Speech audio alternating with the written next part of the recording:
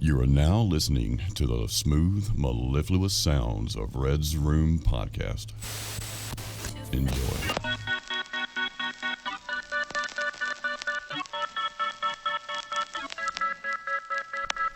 Welcome to episode number 25 of the Red's Room Podcast. I'm your host, Red. And I'm your co-host, Jake. And today we are talking about the Adam and Eve story and the CIA. As always, our references are in the episode description. Check them out.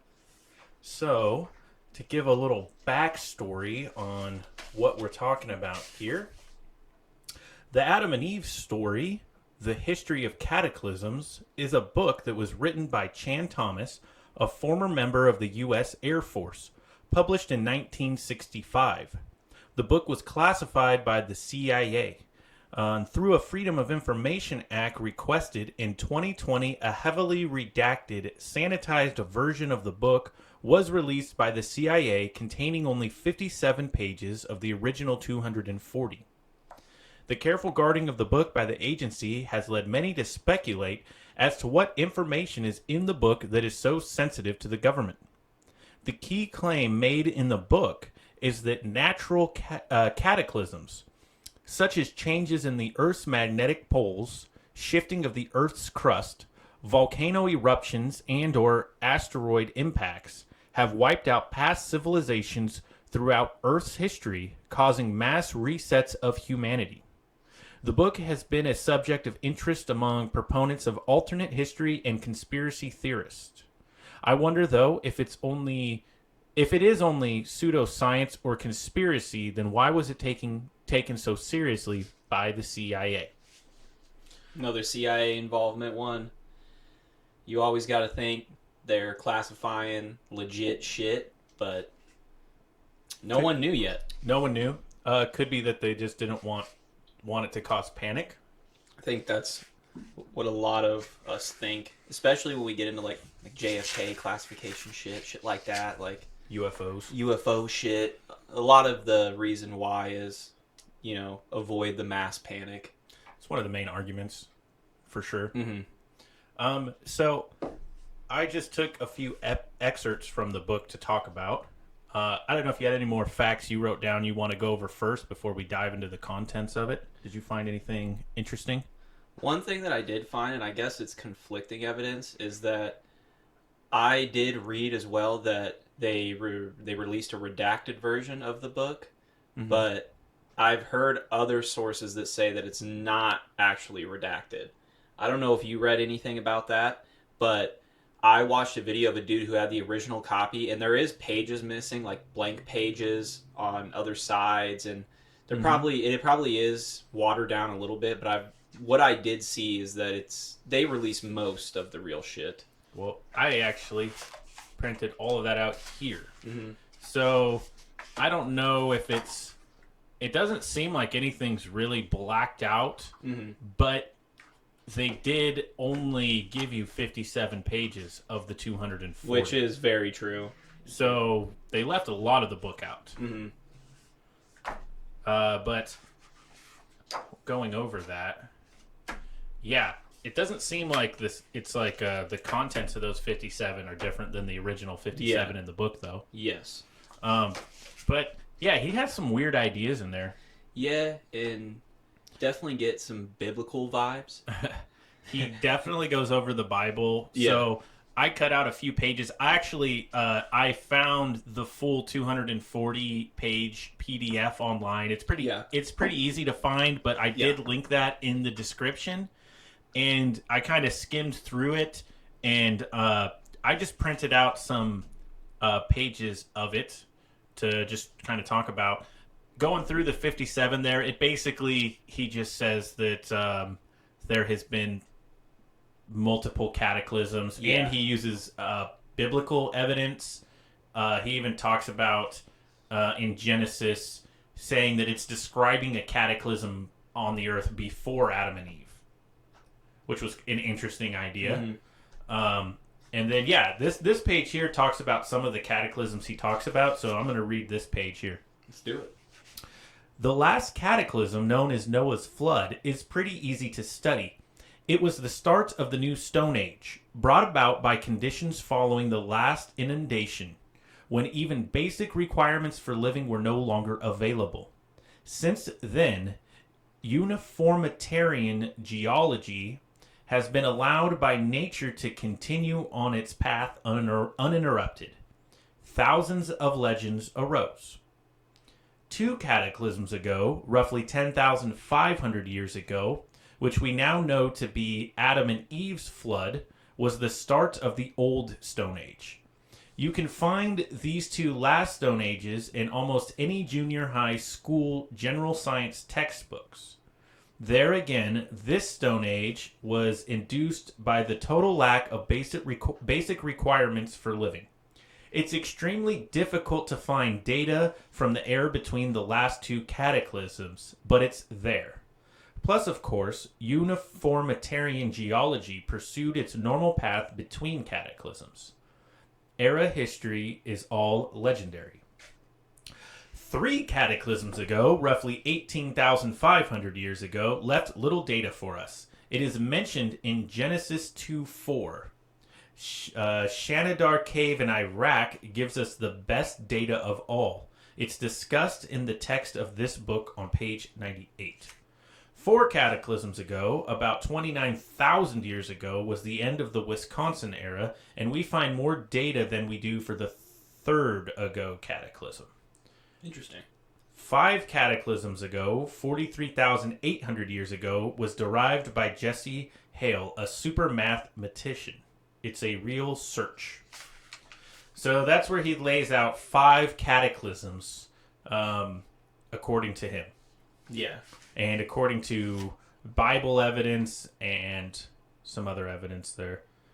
Some of that does coincide with geology, but I am not an expert in that area to tell you how much of it is 100% true.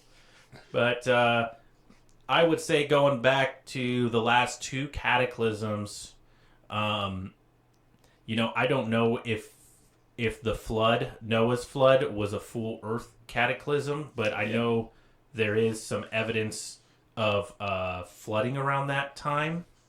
But about 10,500 years ago, I think that he calls that the flood of Adam and Eve, but I think that kind of coincides not too far off from the Younger Dryas asteroid impact.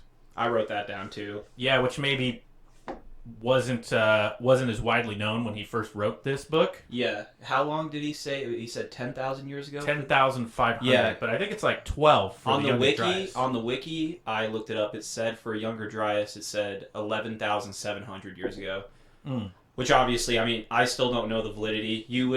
I'd kind of want to hope that that's a good idea if you do want to subscribe to that theory. But yeah, I think now there's a lot of evidence to support that theory. Definitely. So I'll give him the benefit of the doubt for these first 2 cataclysms. Further back than that, I don't know how it's hard to say. Yeah, I don't know how you figure that out for sure. It's we also would need an expert on that. Didn't they say too, like, there's less info on the 3rd cataclysm than there is the 4th or whatever? It's said in there. So it's like, it's hard to pinpoint. There's a bunch of crazy information too, like the fucking Sphinx has signs of like water fucking striations on it. Like, was that shit there before? Yeah, that's pretty interesting. That was, I think that's Anthony West who brought that up originally, saying it was older because of that. Which it's definitely people talk. It's talked about a little bit. Yeah, it is. I know, like, mainstream geology doesn't really subscribe to that, but I wrote that. I forget how I wrote it down in one of the videos I was watching.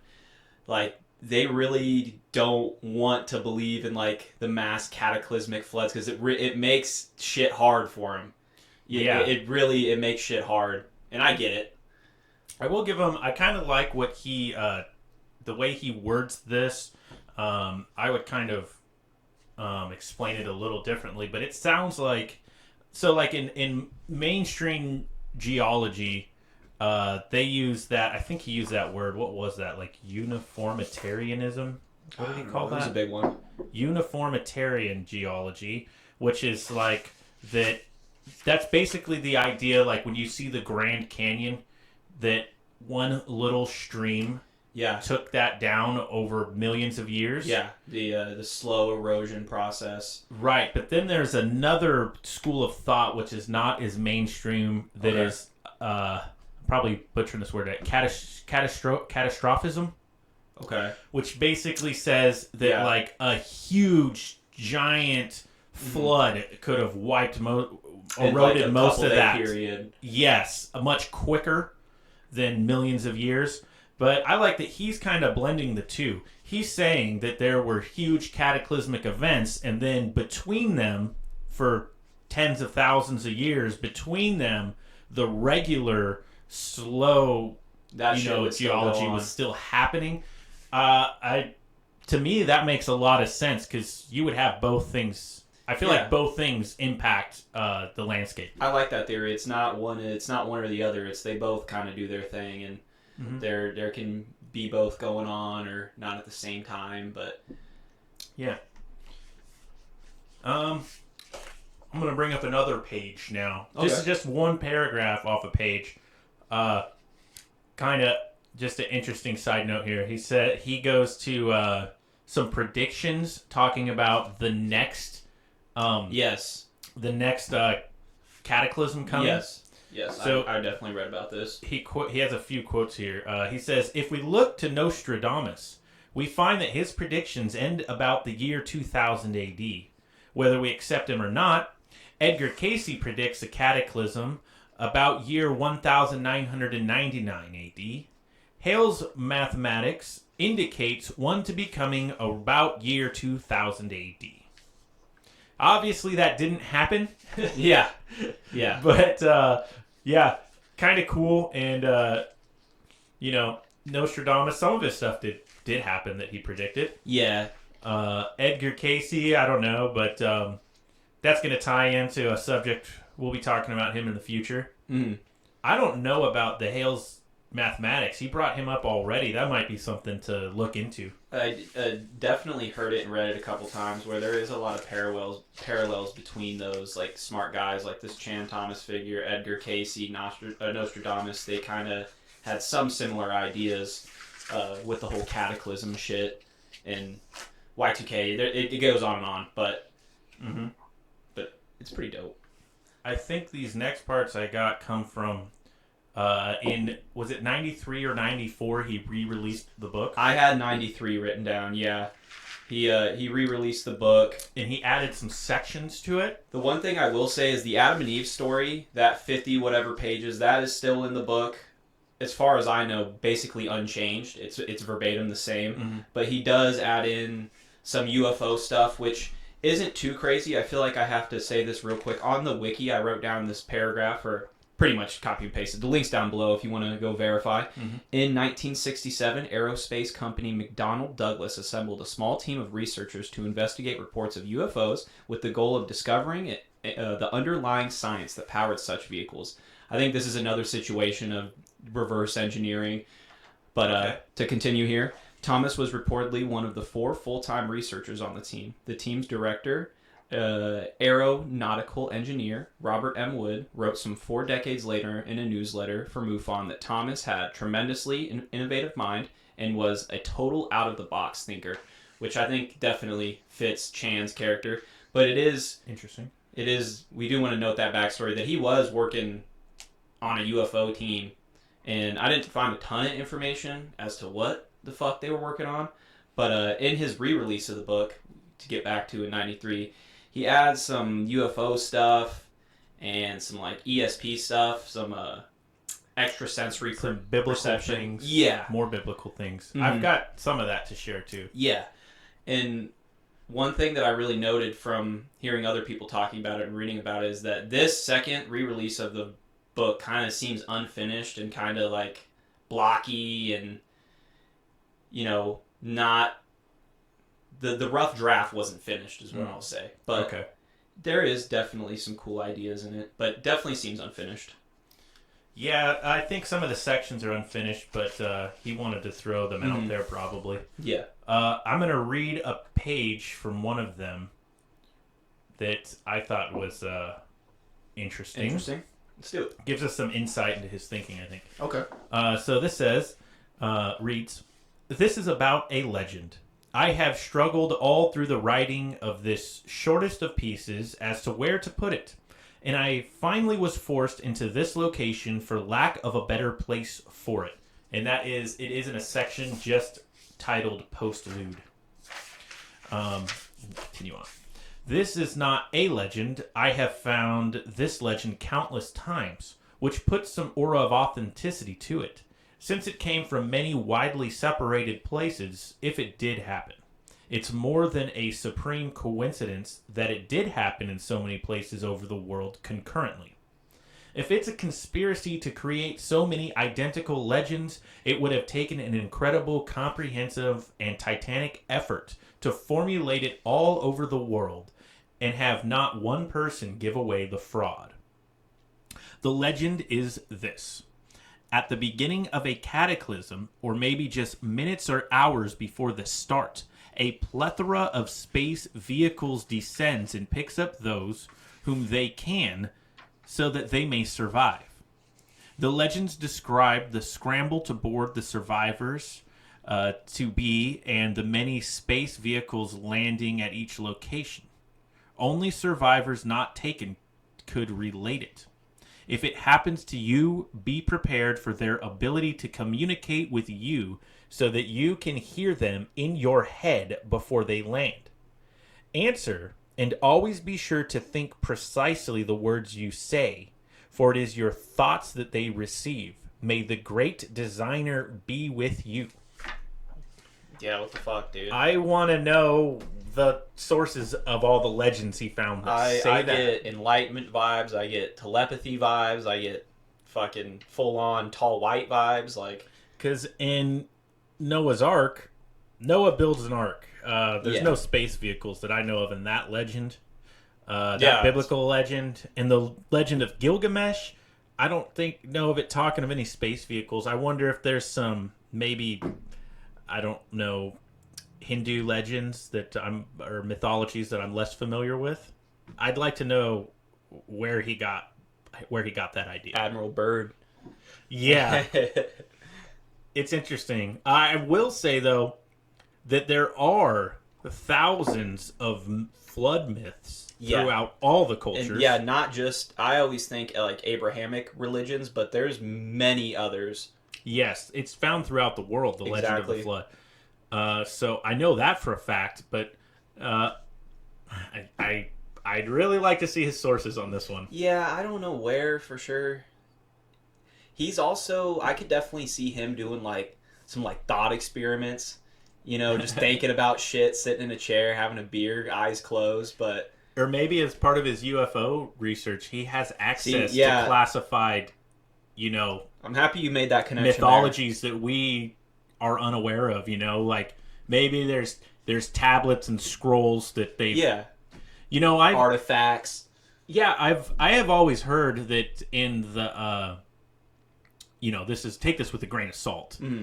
But there's always been rumors that in the vaults of the Vatican that they have a lot of information that pertains to UFOs. Yeah, there's a lot of theories of what the fuck is in there. The Emerald Tablet. Just to get out there. But, yeah.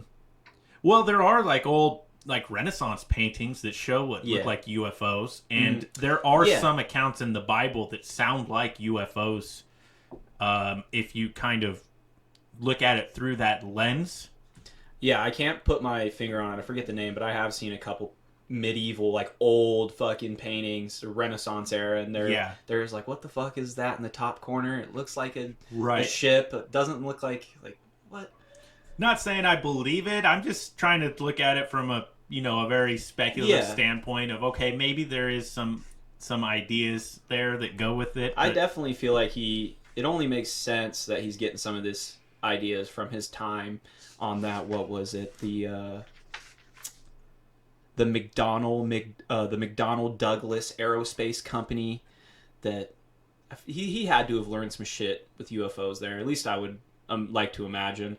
Possibly. I will say though, him talking about them speaking to you telepathically. Yeah. That reminds me of Ingrid Cold.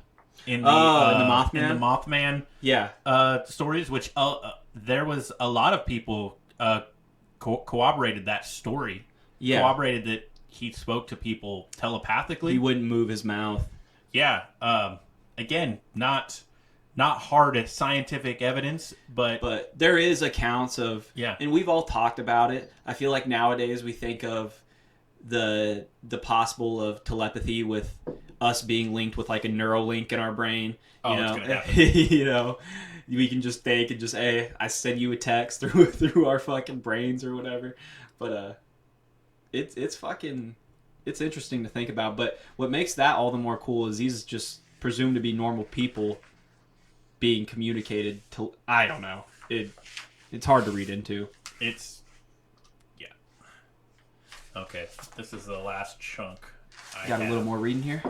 Well, I think I might skim through it. This one's a little dense. Okay. But he talks about. Let me read the beginning to give maybe some backstory to it. It says, during and again, this is another one of those added sections. This one's titled "Our Precursor." Okay, this is in the '93 edition, presumably. I believe so. Gotcha. Yes. This says, during 1967 to 68, I was on special assignment with a large aerospace firm on an advanced research project high in security.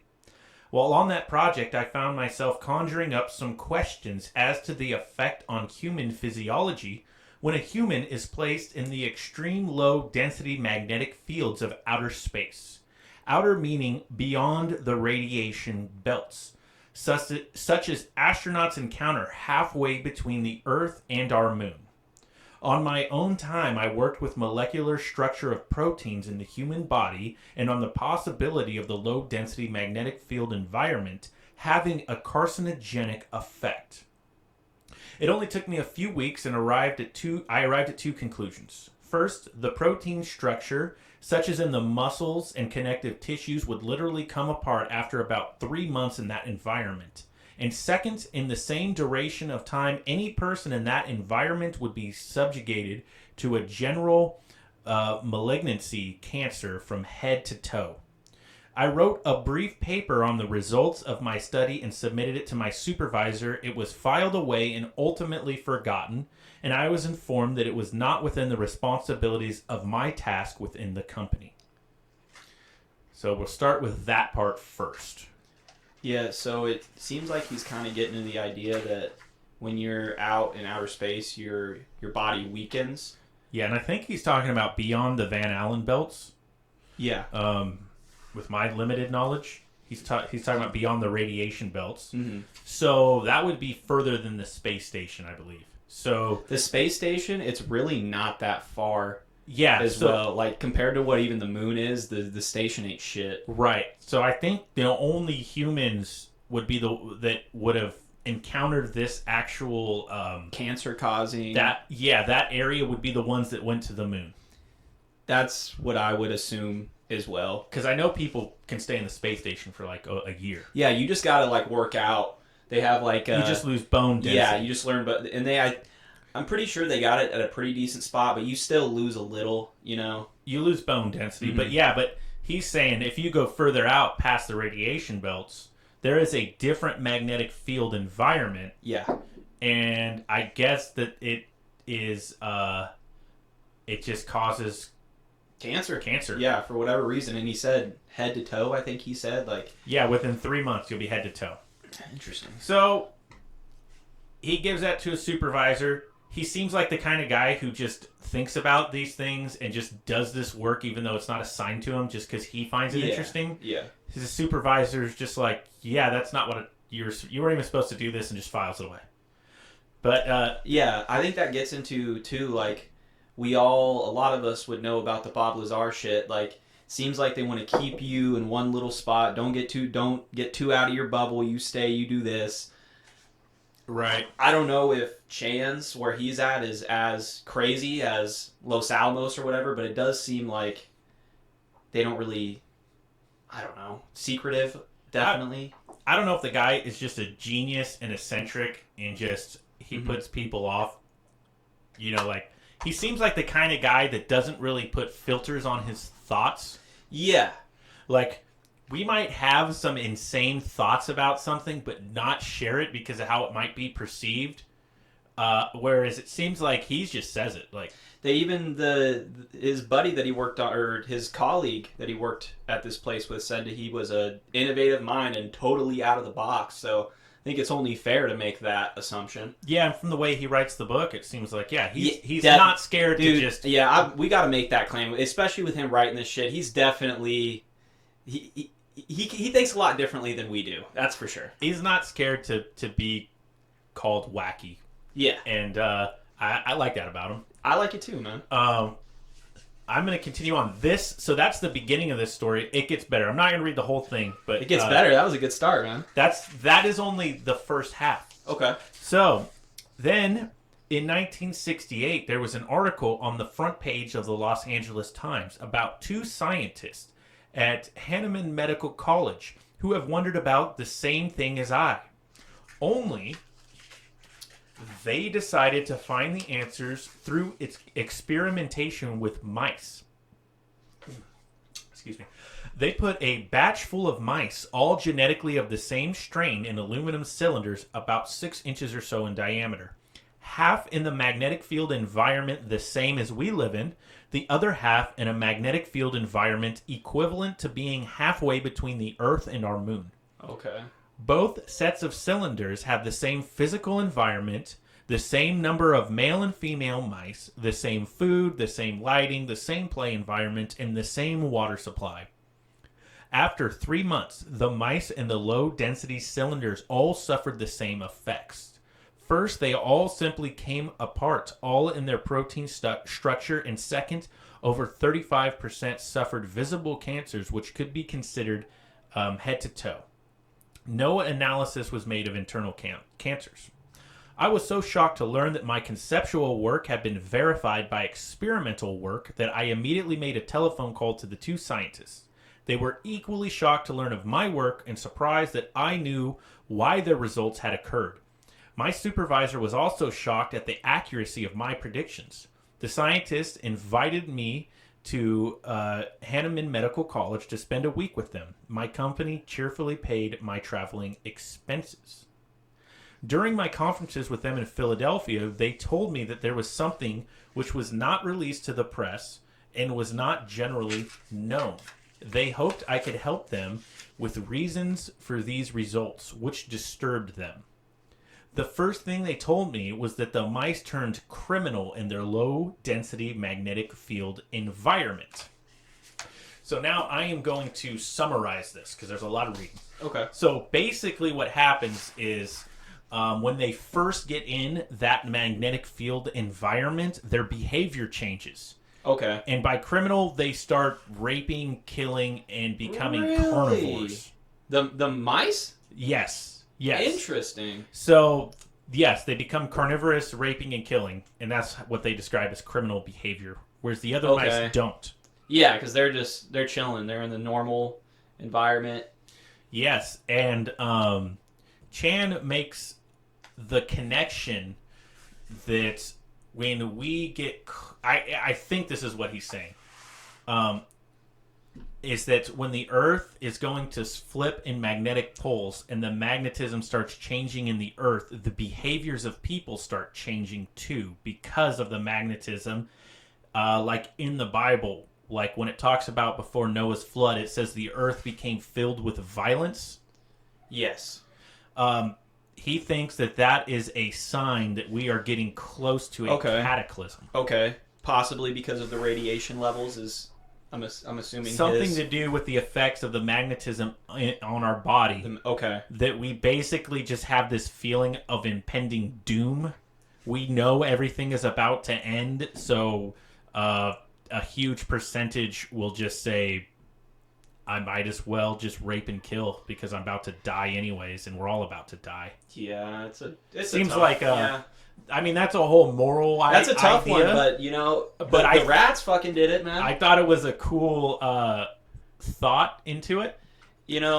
And rats are different than humans, but as we know, a lot of shit gets tested on rats or mice or whatever all the time. Like, it's a decent indicator. So if they're going through it, then I could kind of see us having a similar reaction. Yeah. I think a lot of studies have been done on the behaviors of mice that have correlated right over to humans, too. Mm-hmm. And so, I feel like that brings us to the actual, like, cataclysm that he predicts. The 90-degree rotation of the poles. Yeah. And where essentially, because if it rotates 180, not as much shit changes. But if 90, our poles become the equator, and our equator becomes the poles, you know? So that's kind of where we have... Is that what he says happens? Yeah, a 90-degree shift of the Earth's axis, which would move the poles to the equator and the equator to the poles. And that would lead to the whole 6-day fucking event. And it's weird how he explains it's a 7-day event. After 7 days, it starts to settle. And I thought the poles flip 180 though. Or is he talking about like during the process of them flipping? Yes. You reach that point? yes, While they're on their way to flip 180? that's how everything gets fucked, because you're in the opposite position of where everything was. So he's saying because how long does it, did he mention how long it takes for them to flip? 7 days. So when we're halfway through that is when we're at the point that he's saying I mean, we also have to make the point, too, that who fucking knows how it's actually going to happen? This is just one example, one guy kind of theorizing about how it would happen, but... He's saying when we're at that middle point, It's fucked. Yeah. It's fucked. Okay. Yeah, and as far as I know it, like, the Earth is going to fucking freeze, dude. I'm Like, pretty sure you have, like, tsunamis and earthquakes. Yeah. As far as I know, especially with the... Even though shit's changing, water and wind still are going to fucking move. Like, it does not matter at all. This is only going to aggravate it even more.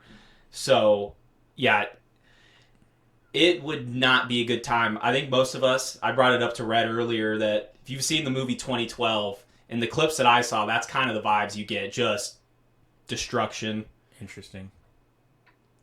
And I think this is also where they bring up the theories, too, of the continents moving. Like, the whole idea that there was a Pangea, and there's other theories of different supercontinents and how things were located in different areas. This definitely kind of connects into that. Like how they shifted. As well. And I think it kind of connects into with the whole water destroying so much, that kind of has some Atlantis parallels, too.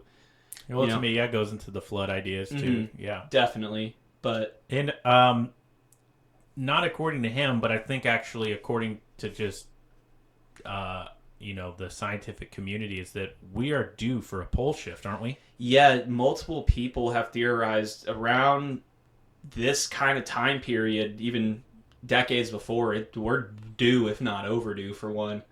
Who knows? Who's to say? I did a little Googling of that while into this, and it seems like some people say nothing is going to change.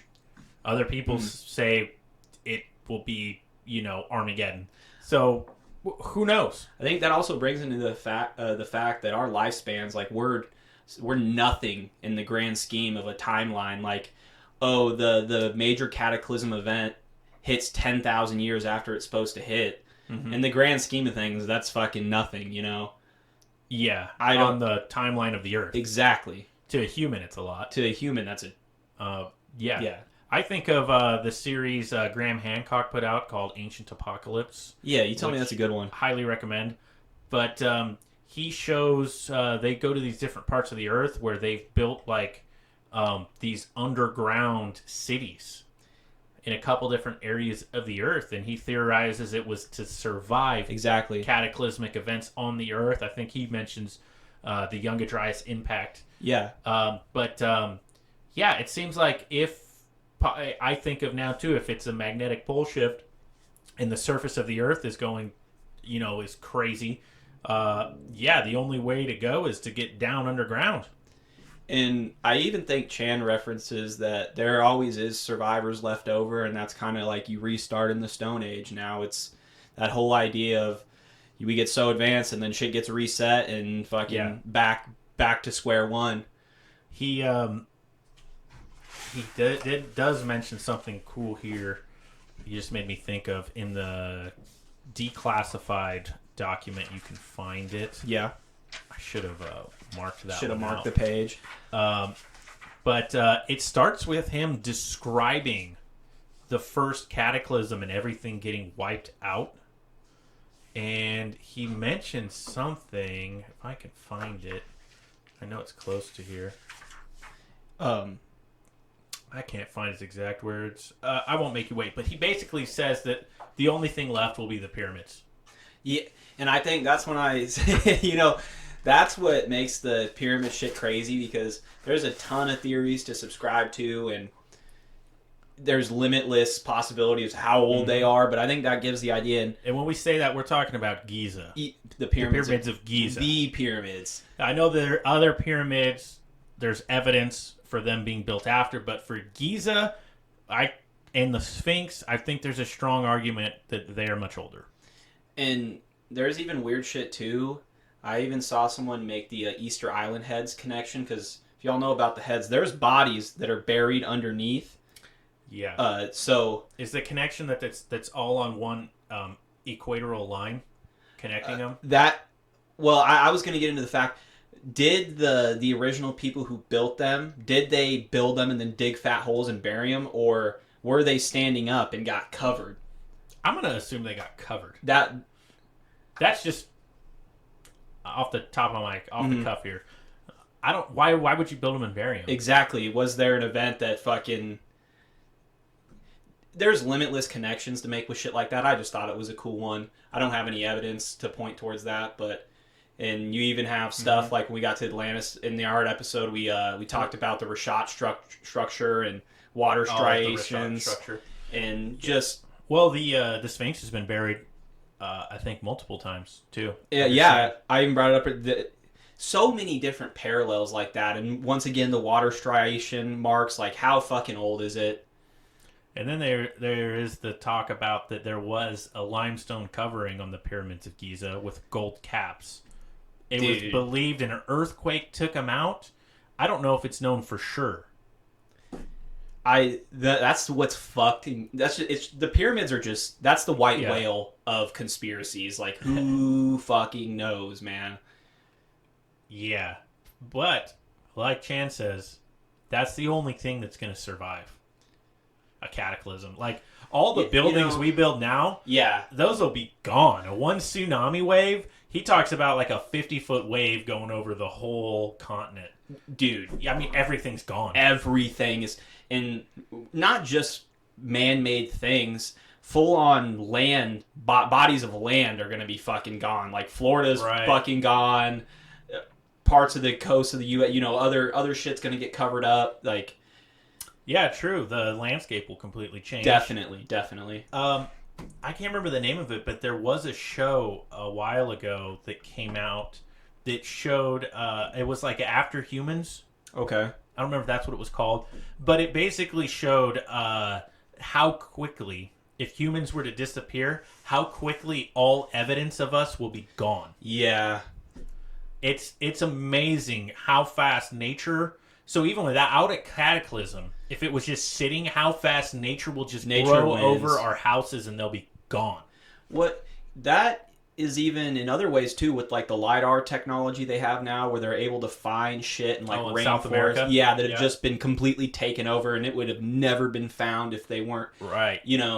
So I totally agree with you there. Nature always wins at the end of the day. I thought about South America too because there is the legends about the Olmec civilization. Okay. I think that was in southern North America and in South America. Sorry if I'm butchering it, but I believe they were in like the Mexico area too. The Olmecs, there's little we know about them, but they like predated the Incas and the Mayas. Really? Yeah, and by the statues and carvings of their heads, they looked more African. Okay. So there's older civilizations that we don't even know anything about. Oh, it'll never end, man. It'll never end. And one interesting legend too, I think I heard this from Graham Hancock, was that of I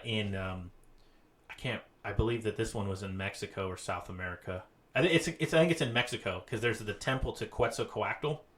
and Quetzalcoatl was their god. But in the legend, he was a man that came on a boat of serpents and like taught all the peoples there how to like build society. Yes.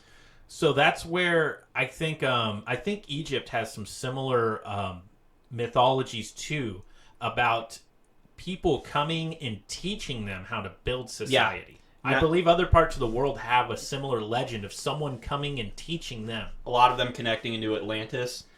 Water people coming. People tie it to Atlantis. Yes. Yes. I don't know that there's a direct Atlantis connection, but that's what people say. Mm-hmm. They connect it to Atlantis, or just the idea of something like Atlantis. The idea of before there were a advanced people, some cataclysm wipes them out. Yeah. The survivors go out, and then now they're left with like these kind of barbaric, uncivilized, like he talks about, a Stone Age. Exactly. But there's some survivors that go out and then start reteaching them some of the things that they learned. And So, not direct evidence, but I think that correlates with what Chan is kind of saying on some of these things. Mm-hmm. Yeah, just an interesting thought. No, I like it, man. I think that's about it for me. Yeah, I think I'm tapped out on this one. I'm sure on some other subjects we'll probably reference back to this one. Yeah. Pretty interesting. But Definitely. yeah, thanks for listening, guys. As always, check out our merch store and drop us a like. We appreciate it. So until next time, I'm Red. This is Jake. See ya.